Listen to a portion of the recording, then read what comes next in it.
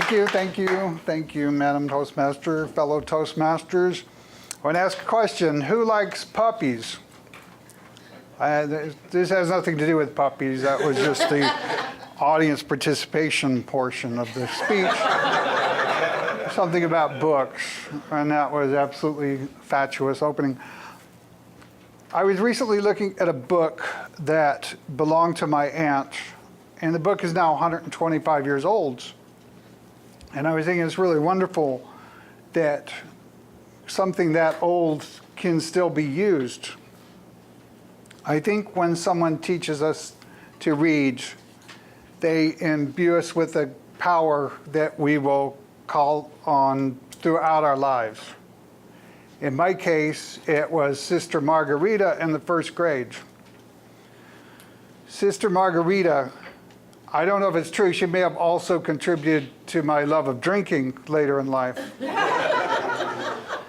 But when I was a small boy, even before I could read on my own, my older brother was so very kind enough to read to me the book, Charlie and the Chocolate Factory.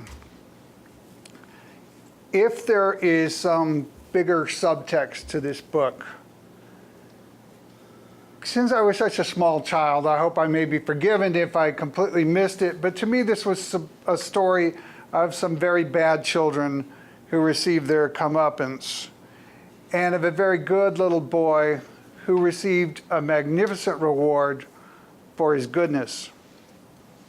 I love this story, and I still remember some of the illustrations. I remember the 4 grandparents who lived in the bed, and I remember the picture of Charlie's chocolate bar with the little nibble taken out of the corner as he tried to make it last for as long as he could. This story stayed with me 20 years later when I was 24 years old.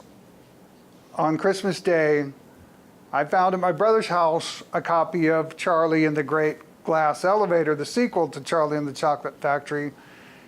And even though I was very hungover and not feeling well, I had to read it. And after all that time, it was absolutely wonderful to revisit these characters and to finally find out what happens next. Bless you. Through grade school, I read a lot of books.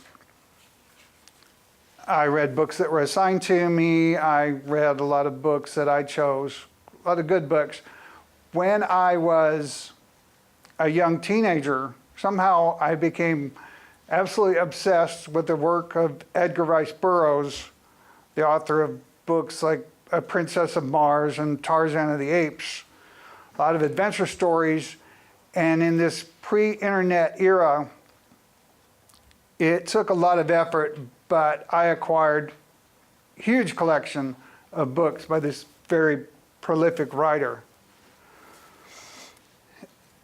Mostly adventure stories, but as I aged into adulthood, of course, my interest in this waned. However, a few years later, in my 20s, I happened to come across in a bookstore a volume that had long been out of print by Edgar Rice Burroughs, and I thought, well, okay, here's my chance, I'm going to read it. This book was The Efficiency Expert, which is the exciting story of a man who succeeds in business in Chicago by becoming an efficiency expert. This was not nearly as thrilling as something like Tarzan and the Ant-Man, but by this time, my passion for everything Edgar Rice Burroughs was a spent force, so it didn't really matter. In my 20s, I read a lot of books. I read a lot of fiction, nonfiction, history, biographies, science books. When my daughter was born, we read to her from the time she was a baby. I don't know how many times I read Hop on Pop, but Hop on Pop I read a lot. And I remember some wonderful children's books like Good Night Moon, A Kiss for Little Bear. We read series Hank the Cow Dog, Junie B. Jones, and later we read Harry Potter books. And we read these together as a family, taking turns to read them. And my memories of those times are very sweet ones. When my daughter was in middle school, she was assigned to read To Kill a Mockingbird. And I had actually never read this book, and I thought, I know the story, I've seen the movie, but she left it lying around, so I read it. And I was completely unprepared for how beautiful this story was. It's the story of a young girl coming of age, and we see the world through her eyes, her father, Atticus Finch, through her eyes, and a series of momentous events through her eyes. But by the end of the book, the Girl Scout has come to see the world through the eyes of others. And there's a wonderful sequence near the end where she rewinds the whole story and sees again the major events through the eyes of one of the characters, Boo Radley. And this was so exquisite that the memory of it still gives me great pleasure.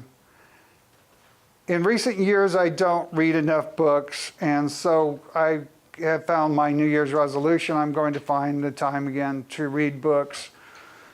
There is something about books, and I want to get back to seeing the world through the eyes of others. Thank you.